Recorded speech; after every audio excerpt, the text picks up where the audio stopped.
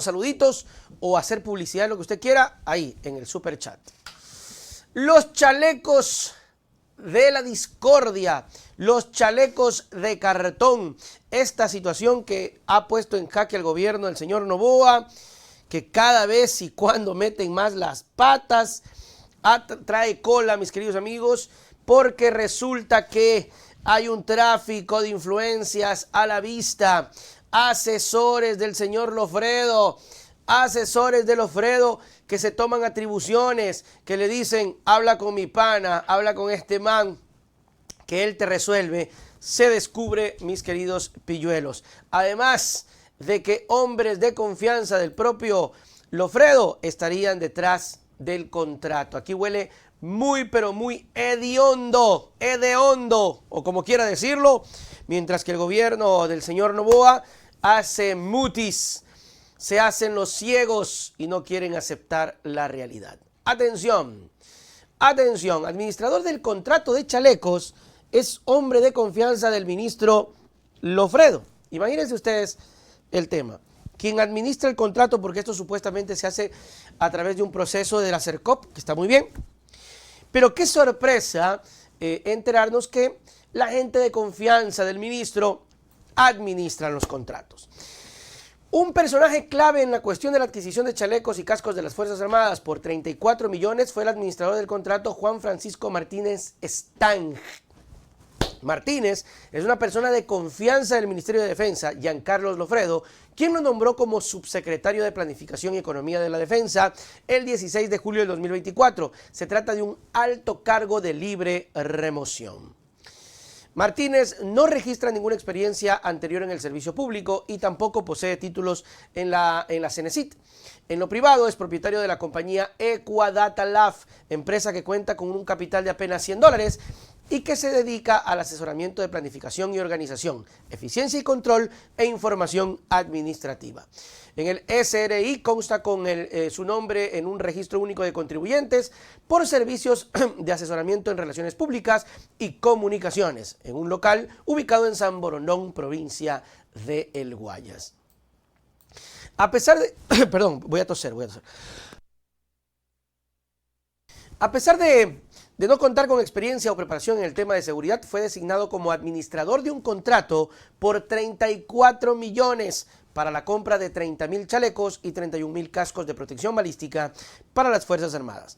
Contrato que hoy está en el ojo del huracán y que, claro, obviamente las autoridades de este país no hacen absolutamente nada. No hay Contraloría, no hay Fiscalía, no hay nada. El contrato fue adjudicado a Height End Defense Solution, empresa calificada como proveedor incumplido por un proceso en la policía para municiones. El blindaje de los cascos y chalecos fue cuestionado por supuestamente incumplir el blindaje de protección balístico requerido. Martínez pidió que oficiales constaten pruebas balísticas. Según un informe de 2 altos oficiales designados por el comandante general del Ejército para verificar las pruebas balísticas, el administrador del contrato, Juan Martínez, impidió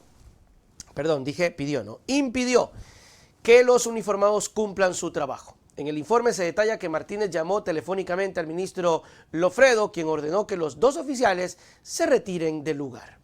Además, el representante de la empresa adjudicada Height End Defense Solution solicitó a Martínez que los delegados del ejército no estén presentes en las pruebas y que no se utilicen municiones con velocidades diferentes a las utilizadas en pruebas anteriores. O sea, más claro, que no se haga lo que se tiene que hacer para comprobar la veracidad del chaleco. Yo sé que hubo muchas bromas diciendo que usen los chalecos y se prueben puestos. No es necesario. Hay... no sé si exista, ojalá que sí, pero se supone que hay muñecos de gel balístico que bien pueden ser utilizados y las pruebas tenían que hacerse, señoras y señores, con las especificaciones que se solicitan. Si no se hace de esa manera, perdónenme, tranquilamente es un cartón, como bien se ha venido criticando, y allá la vida de los policías y los militares, lo que contradice completamente todo lo que el gobierno ha venido manifestando en torno a que se preocupan por la seguridad de los militares. Falso. El documento agrega que el edecán del Ministerio de Defensa, teniente coronel Carlos Alberto Gallardo, apoyó la posición de las empresas proveedoras en el sentido de que no se pueden utilizar municiones diferentes a las empleadas en pruebas pasadas. ¿Por qué? Ese es el detalle. De acuerdo con el informe de los dos oficiales, la velocidad de las municiones utilizadas en la prueba del 6 de enero es de 319 ms, a la que correspondería el nivel 3A según la norma NIJ, estándar del blindaje supuestamente. Pero las revelaciones de investigaciones que particularmente realizó la Posta, que vamos a escuchar ya mismito en este video, hablan de que definitivamente no estarían relacionados los chalecos con lo que se prometió a lo que se entregó. Y aparte de esto, hay también, mis queridos amigos, existe aparentemente, según lo que menciona la investigación, la manipulación de terceras personas que ni siquiera han estado enroladas o trabajan para el Ministerio de Defensa. Básicamente terceros que en base a la amistad con Lofredo han incluso negociado, el tema de los chalecos. Escuchemos. Dos asesores de Giancarlo Lofredo, que no están ni en el rol de pagos del Ministerio de Defensa, se reunían con una de las personas que concursaba para ganar el contrato de los chalecos de cartón. Uno de ellos hasta le enviaba información del contrato reservado para que lo pueda ajustar a su oferta y se lo adjudiquen. Sí, pana, ese era un concurso más amarrado que los Oscar y tiene toda la pinta de chanchullo. Con chats en mano, te voy a explicar el backstage de estos presuntos negos en el Ministerio de Defensa. Comencemos por el principio. Giancarlo Lofredo tiene un asesor con el que tú debes hablar para que tengas una entrevista con él, el señor Eduardo Reynoso. Es más, Anderson Boscan le escribió para que venga al café. Y spoiler, nunca pasó. Introducing Eduardo Reynoso. Conocido como experto en comunicación, premiado, conferencista y amante de la cochinilla. Más adelante lo entenderán por qué. Reynoso aparece en esta historia cuando uno de los oferentes para llevarse el contrato de los chalecos de cartón, el señor César Díaz, de la empresa Blindex, una empresa que blinda autos y está en la movida de cosas de seguridad, habla con Lofredo para tener más información del proceso y él lo deriva con Reynoso. Reynoso no está enrolado en el ministerio según el distributivo del personal del mismo, pero eso no le impide conversar con César y hasta reunirse con él entre abril y diciembre de 2024, tal como vemos en estos chats, donde quedan para verse, comer la mejor cochinilla de su vida y jugar pádel. Pero eso no es todo. En una conversación entre ambos, quedan para verse y César le dice que lo de su plato será entre tú y yo en mayo de 2024. ¿Hablará de alguna cochinilla o de otra cosita? Todo se pone muchísimo más denso cuando en otra conversación en la que hablan de reunirse cuando Reynoso regrese de Manta, donde cumple actividades con el ministro, él envía algo y le pide que lo borre. ¿Por qué? En otra conversación de julio de 2024, César le envía a Eduardo esta imagen, que es básicamente la declaración de contratista incumplido de High End Defense Solutions, la empresa que ganó el contrato de los chalecos truchos. Sí, un mes antes de la adjudicación, el asesor del ministro sabía que había problemas con esa empresa. Reynoso no era el único asesor no enrolado en el Ministerio de Lofredo que hablaba con posibles proveedores, sino también Andrés Tagle, un hombre con experiencia en el mundo de la comunicación estratégica, muy activo en Twitter defendiendo al ministro, también dueño de una empresa que en junio de 2024 hizo el intento de convertirse en proveedor del Ministerio de Defensa, pero no lo logró. Y Tagle citó a Díaz de Guayaquil y se reunieron allá el 23 de junio de 2024 según las conversaciones entre ambos. Y el día siguiente, César Díaz le envió un documento con las observaciones que dejó la reunión del proceso.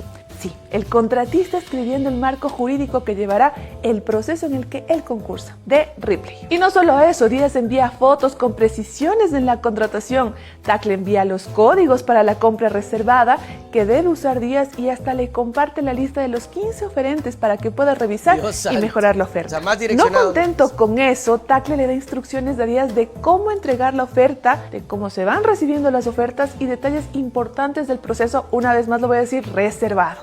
En efecto, un asesor que ni siquiera trabaja en el ministerio tenía acceso al contrato reservado y la información relacionada al mismo, que la compartía con uno de los oferentes. Es más, Reynoso y Tagle afirmaron a la Posta que no han recibido dinero de ningún oferente y que trabajan en estrategias de comunicación. Ahora las preguntas son, ¿Contraloría revisará el caso? ¿Lofredo responderá por qué dos de sus asesores entregaban información reservada a uno de los oferentes de la contratación? Pues son preguntas sin resolver.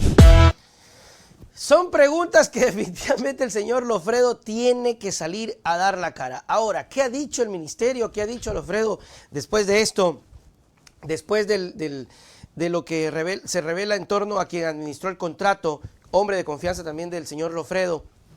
Luego estos dos asesores que aparentemente estarían haciendo negociaciones.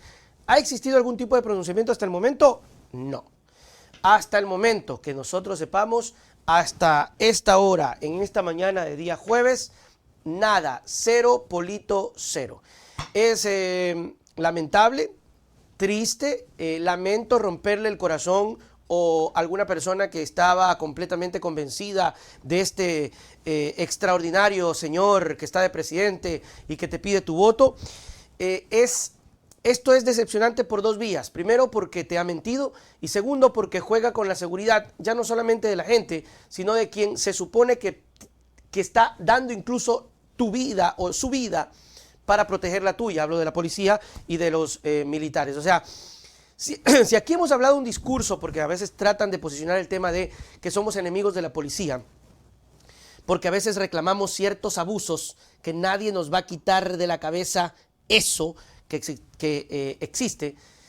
Los principales y verdaderos enemigos de la policía y los militares son quienes hacen este tipo de mañoserías para darles seguridad paupérrima, exponiéndolos directamente a la muerte. Ahora, amigos, saquen sus propias conclusiones.